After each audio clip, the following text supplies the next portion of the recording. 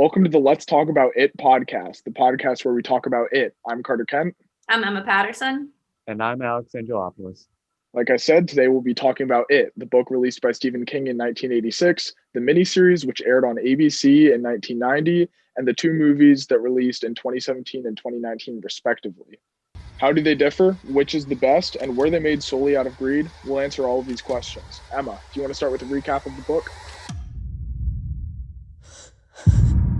Bill, if you'll come with me, you'll float too. Yeah, to give a recap of this story, it's basically that there's children in a town called Derry, Maine, and that they're terrorized by this presence that lives in their sewer system.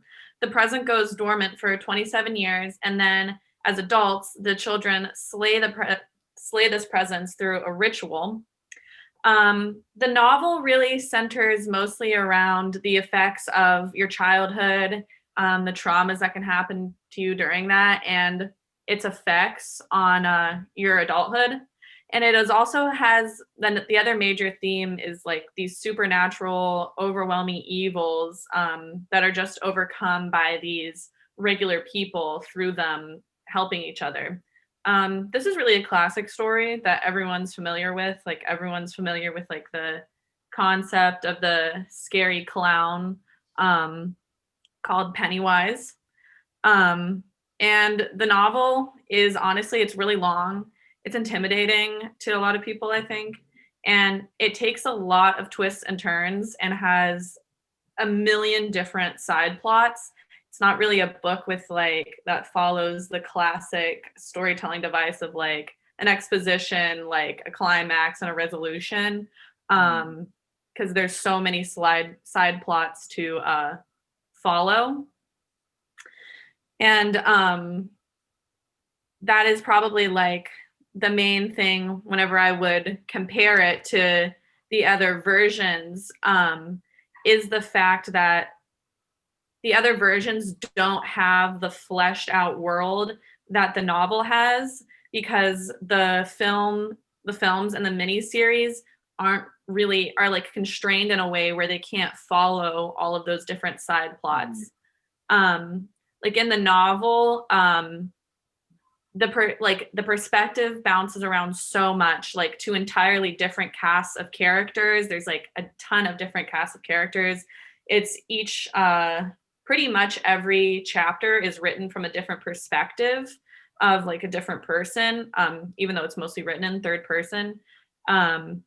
And it also bounces like back and forth to different time periods, which also adds to a little bit of that confusion aspect, is that it's a little bit confusing because you're like, what time period is this? Like, who is speaking? Like, what group of people are we even talking about?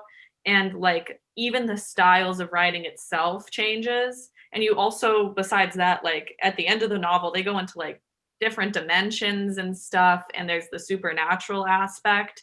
So I feel like with the novel, it is so artistically valid and it is so interesting because of just how fleshed out Stephen King was able to make the world and the unique storytelling devices that he used that I don't really think that you can use in film or in television because of like constraints, like a big constraint being time.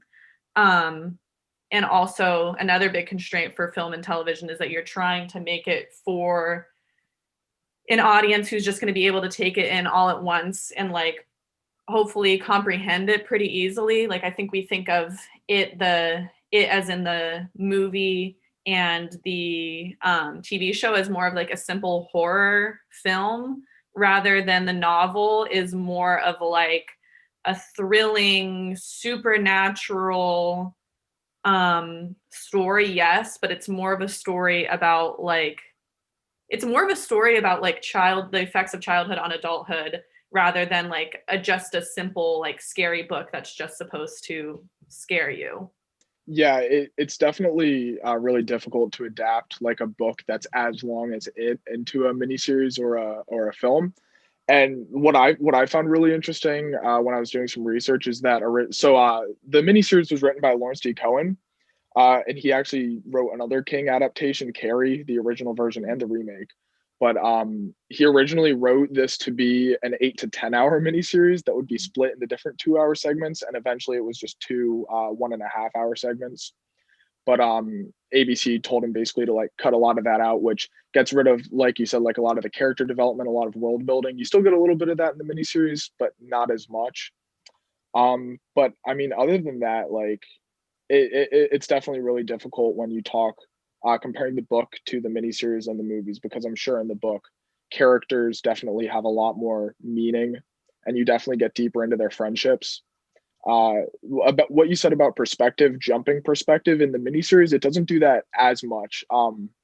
The first part is mostly from the perspective of Mike when he's older, because he's still in Derry, and then when Pennywise kills one of the children in Derry, Mike basically gives everyone a phone call, and then you sort of jump perspectives from there, but it's basically just a phone call, a flashback, and then eventually, when we're in part two of the miniseries, that's when everyone is together as adults back in Derry, and they try to face Pennywise. So it doesn't shift perspective as much. So I think it's probably a lot easier to follow in the miniseries than in the book, but yeah, I think it's pretty easy to follow. I would agree. The two It films released in 2017 and 2019 are certainly, you know, compared to a several thousand long page book, which would take you hours on end, are certainly more simple and, precise.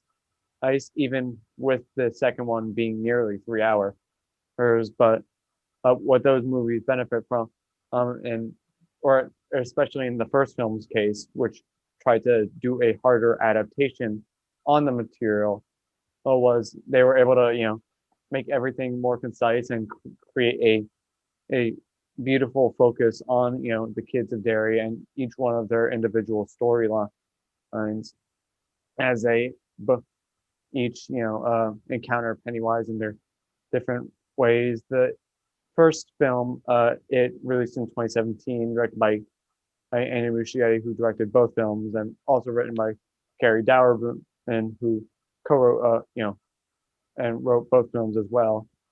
The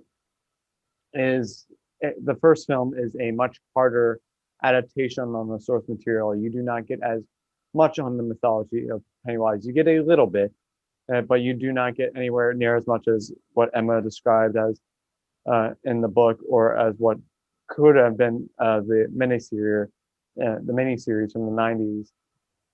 But what you benefit from that in the first It film is a beautiful focus on the Losers Club and their sense of friendship, and their like, even as children, their own childhood anxieties and fears and self worries, and how they grow to move past that. And a lot of those same qualities are present in chapter two, even though It chapter two, after the success of the first It film, which is to this day the highest grossing horror film of all time unadjusted, and It chapter two also did extremely well, not as well, but very well as well. And with that success, everyone on board seemed to want to create a more harder adaptation of the books than the first one did, where they tried, they brought in the mythology, more of the mythology on Pennywise. I believe they shifted some elements from the first film to the second film to more match in line with the book, where Mike is the one at Derry. Well, in the first one, it was, I believe, Ben, or I believe that's his name, who is the one who knew all about Pennywise. And as a result, the second film suffers from being a little over bloated and repetitive, but still contains a lot of the strong qualities that made the first one so strong. You're getting over your sickness, remember? My sickness?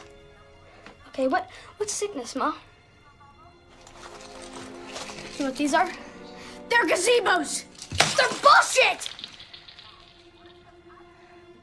I think that Stephen King provided so much material in just one novel. And I remember whenever I was reading it, I thought to myself, like, the only way that you could possibly fit everything in there would be to do like multiple movies focusing on each character. But like I said, like in certain points of the book, you switch to entirely different casts of characters, not even like the people in the loser clubs. In the losers club, you talk about whole other people. Or to do some sort of like really long, like a 5-season TV show, in order to like just fit everything in there, just because there's so much. Mhm. But just I think like the fact alone that they weren't able to fit everything into the movies in the miniseries, like that doesn't necessarily make the miniseries or the movies not artistically valid. I think that they still can be artistically valid, even though they don't follow exactly the same thing. Like they don't have exactly everything in it. Um, and I would say that, you know, the film and the miniseries, in my opinion, also aren't as like necessarily as experimental as the novel was. Like I feel like the novel with the perspective switching, like that is so interesting, like such an interesting storytelling device that not a lot of people take advantage of. And I thought that that really helped like the fact that you could like read, like I remember with Beverly, specifically the character of Beverly, it would be like a chapter of her like in her childhood with her father, and then the next chapter would be like her as an adult with her husband. So then you were able to like directly see those comparisons, and I thought that that was such a great storytelling device. um but just the fact that, you know, the movies and the miniseries weren't able to be as experimental doesn't mean that they're bad. I think it just means that they're a little bit more confined. But I would still say that they're like artistically valid in my opinion. What do you guys think?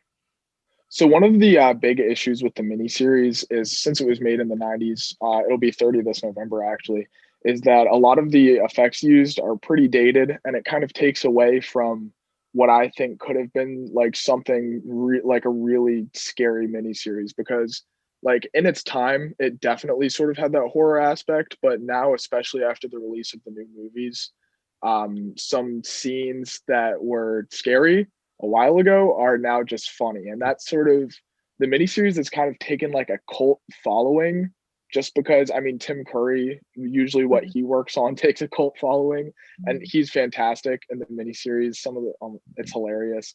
But like yeah, looking back now, it's taken more as a joke than genuine horror, which I think sort of hurts the reputation of not just the miniseries, but it in general, the book and the films.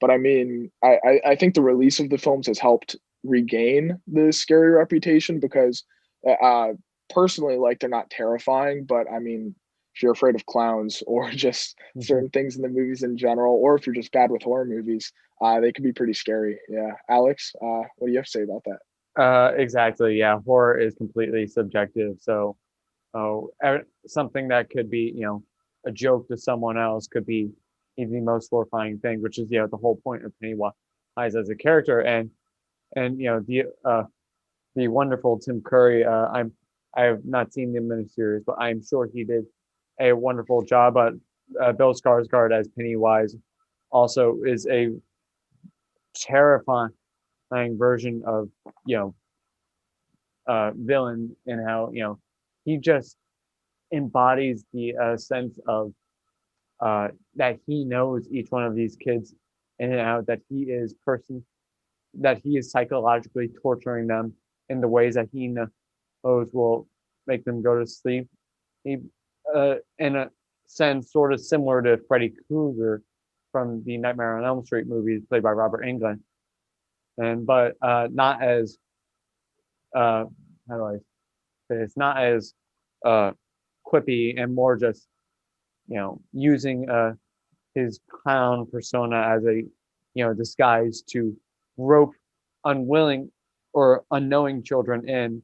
Meanwhile, when you in it chapter 1 and in chapter 2, when you get into the sequences where he is torturing and mentally torturing and physically torturing the Losers Club. Just to go to a scene from It Chapter 1 where they first invade the house of Pennywise, and he purposely is able to get them all split up so that he takes Jack Dylan Grazer's character, and breaks his arm. Meanwhile, Bill and Finn Wolfhard. Finn Wolfhard. So you see Jaden Martelli as you see Bill's character, Bill and Finn Wolfhard's character, trying to go through those doors. You see Beverly, trying to, showing her lack of fear for pain. Anyways, and those, and that's just a fraction of the visual mastery that Andy Muschietti and the entire design and special effects team are able to do with the It films, is that they are able to, take, this, admittedly, simpler take on the story, but they are able to add a lot of depth and visual wonder or terror in the film's visual style, which is the whole point of cinema as an art form at the end of the day. Yeah, I had that that was something that I thought of too, is like, it is really cool to see how actors will put a spin on a certain character, or to see, like, you visualize what does it look like? What does this place look like in your head? Like, what are these, like, monsters, like these different things that Pennywise takes on, these different like physical things that he takes on, like, what does it look like in real life? And it is really cool to see it, like, acted out in real life. And it, it's just like I was saying, like, it's just the visual aspect of, like, film and TV is just another storytelling device that I think is, like, as valid as any, like, written story could be. I think that they're just both different versions of, like, just different types of devices to tell the same story. Exactly. And I have to say, like, ultimately, like, as far as the theories go, like, ultimately, yeah, like, they were both made for profit. Like, the remakes were made for profit. Like, that's why people make movies, is to make money.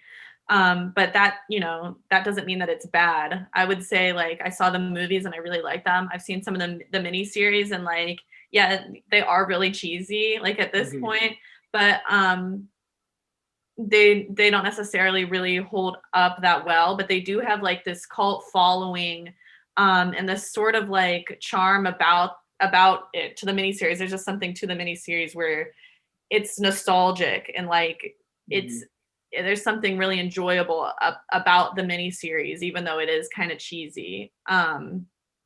So yeah, I would say I like the films and I like the miniseries. But the book, that's the source material, I'd say that probably is the most, like, artistically valid version, if there is, like, if you had to judge them. Yeah, in comparison, it all depends on, like, subjectives and objectives, because objectively, obviously, the book and the two films are much superior when compared to the miniseries. But personally, the miniseries is my favorite version of the story. Like, I'm a big Tim Curry fan. Anything he's in, I'll love. He's a riot in this miniseries. Like, it's incredible. Mike Hanlon, if you see... Excuse me, sir. Do you have Prince Albert in a can? You do? Well, you better let the poor guy out. Yeah, Mike Hanlon, that I had to go, that I had to get cleaned up. Hell yeah. But I mean, objectively, yeah, the miniseries is much worse. And like you said, any adaptation is going to be made for money. ABC picked up a Stephen King adaptation after the success of Stand By Me, which is part of the reason why they chose it, because the beginning, not the beginning of the book because it's spread all over the place, but the beginning of the story is centered around, like, a group of kids similar to Stand By Me. So it had a similar success. And they also, the miniseries in particular, just because it was on TV, took more of the perspective of, like, a drama instead of a horror. because they can't show that much. There's a lot of blood, but you don't see like people bleeding. You don't see like violent deaths. Almost none of the deaths are on camera. They're all off camera and implied, which kind of takes away from it. But I think that through Cohen, he wrote so many drafts of the script and sent so many different ones to Stephen King. King would do his notes, things he thinks should be changed, send it back to Cohen. Cohen would add all that stuff in, send it back to King, and it just back and forth. Cohen put in a lot of work on this project, and I think that face value, it seems like that the miniseries was really made just for profit. But I think, at least from Cohen's perspective, and especially from the actors, a lot of the actors and the actresses involved with the miniseries said it was one of the best experiences of their career. So I think that from the perspective of the people who were involved, this was definitely made out of passion for a story that they enjoyed and they wanted to make. Exactly. If I can just add something really quickly. This is just something, because you brought this up prior, I didn't want to forget to say it, is that there is a ton of stuff that is in the novel that can absolutely not be shown on TV or in movies, like in any aspect. So like that is definitely something too that I think adds to like how artistic the novel is that there is just literally stuff that you can write down and put in a novel that you could not put on film or TV. Yes. So that is also like 100%. another confine of film and TV. And that's all I had to just add there. Yes, and for good reason in some instances, as I imagine, because I imagine, the book was also written, in the 80s, and I'm not familiar with Stephen King's full history, but I know he obviously had some issues with drug abuse. I don't know if he went through that while he was writing it, but I'm sure there are plenty of aspects of the novel that are dated. I'm sure there are plenty of aspects of the miniseries that are dated, and I'm sure in 20 years that there will be plenty of aspects of the movies that are dated. But it's all a matter of looking of them with a certain eye of when they were all released. Because if you were not to do that, then it would be hard to really accept. And I would certainly agree with you, Carter, and how yes, the films they were obviously made for money, or any relatively big budget horror film is made with profits in mind, and just any big budget film that's not from an independent studio like A24 or Amazon is usually meant to make money, but the passion is also there. And to the point where the first film went through several drafts. There was originally a version of the first film written by I believe Carrie Joy Fukunaga, who has worked on I believe that Maniac series with Emma Stone and Jonah Hill. He's currently the director of the next James Bond film, and he originally had a version of the film, but then that got scrapped, so in favor of with Andy Muschietti and Bill Skarsgård as Pennywise. So there's clearly not only a demand from the audience to see this version of it on screen, but the creators as well clearly have a passion for the source material, and you can see that so much through the both films. There is a lot of love put into them, like with any film.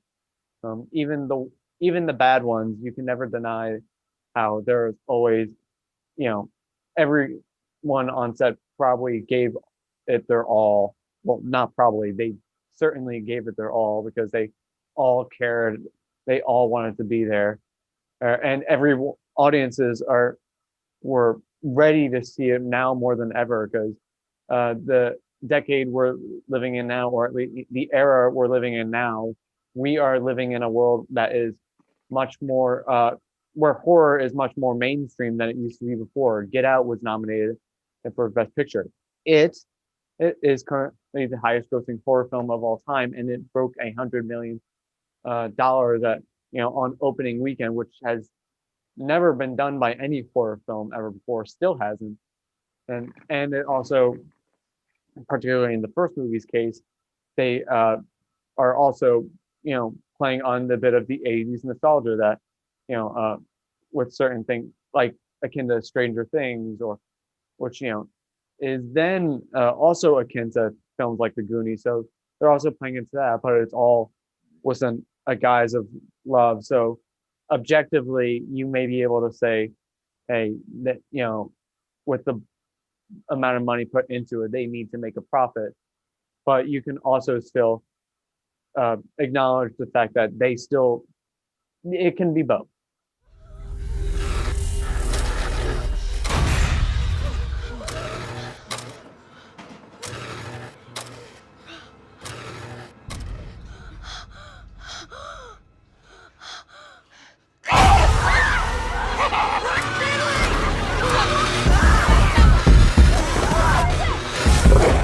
Yeah, I think I think we brought up a couple times, like each of us, like this aspect of nostalgia, which is another huge theme, like I keep saying, with like, the childhood versus the adulthood. Like, is this nostalgia factor? In the novel, and I believe also in the miniseries, that their childhood takes place in the 50s. Is that right? In the miniseries? Yep. Yes.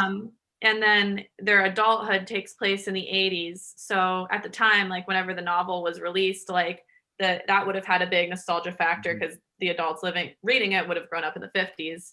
And then it's like now with the newer version, instead of being nostalgic for the 50s as much, now we're like nostalgic for the 80s. And I think that was a really smart storytelling device. Like that just makes sense because it makes it a little more relatable to adults now.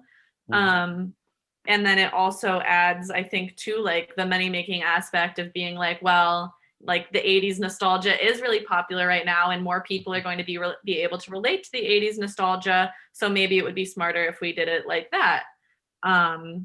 But also, like, whenever I watched it personally, I loved how everything was the 80s, and I thought it made it look so cool, and I thought it was such an interesting take on the story. So I think, like, kind of the conclusion that we're coming to with the book and the miniseries is, like, were they made for profit? Yeah. Do we still love them? Do we still think that we're good? Do we still think that they're, like, artistic? Like, yeah.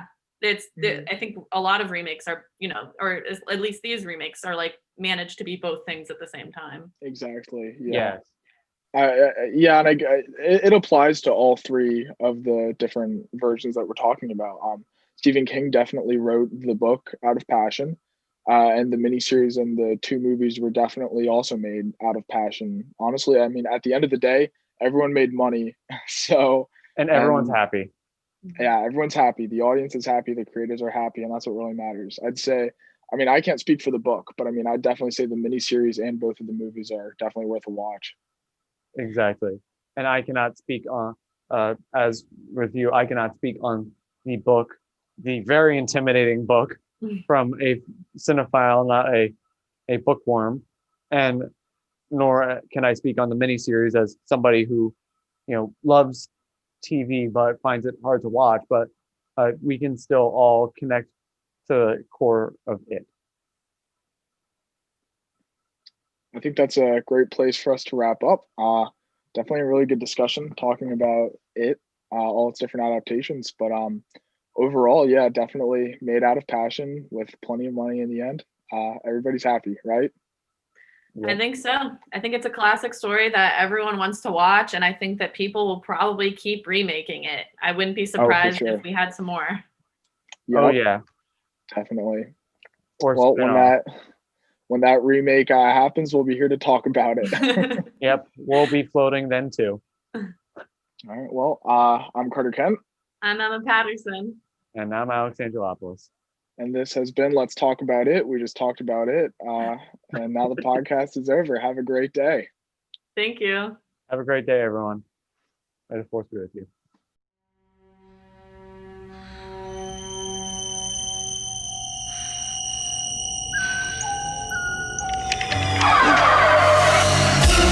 Kiss me, fat boy.